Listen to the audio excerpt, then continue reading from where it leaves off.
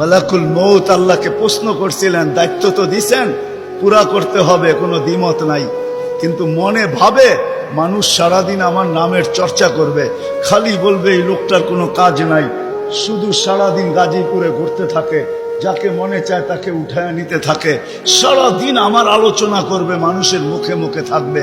তো আল্লাহ প্রতি উত্তরে বলছিলেন, সাআজআলু লিল মাউতি সাবাবা, আমরা মৃত্যুর কারণ বানায় দিব। ইয়াযকুরু সাবাব ওয়া ইয়ানসা, মানুষ কারণ নিয়ে আলোচনা করবে, তোমার নাম ভুলেও নিবে না। এখন নাম নিতেছে ডেঙ্গু, কয়েকদিন আগে নাম নিছে করোনা, কখনো নাম নেয় স্ট্রোক করছে, কখনো নাম নেয় এটা সেটা, ঠিক না? হ্যাঁ, আরেকটা কারণও আছে। শুধু নবীজির দিকে তাকায়, এই উম্মতের জন্য আল্লাহ এটা করছেন, এই উম্মতের জন্য।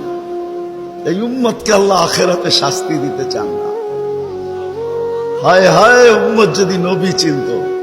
আয়সা পড়ছি অবেলা, তো হাতে সময়ও নাই, আর হইল ওয়াজ মাহফিল, অন্য কিছু হইলে হয়তো ওইদিকে চলে যেতাম।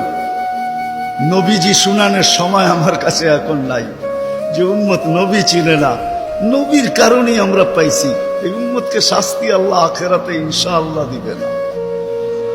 হ্যাঁ হ্যাঁ, দেয় তো দেয় কি কইরা, যার উপরে তিনবার কুদরতি হাত লাগছে।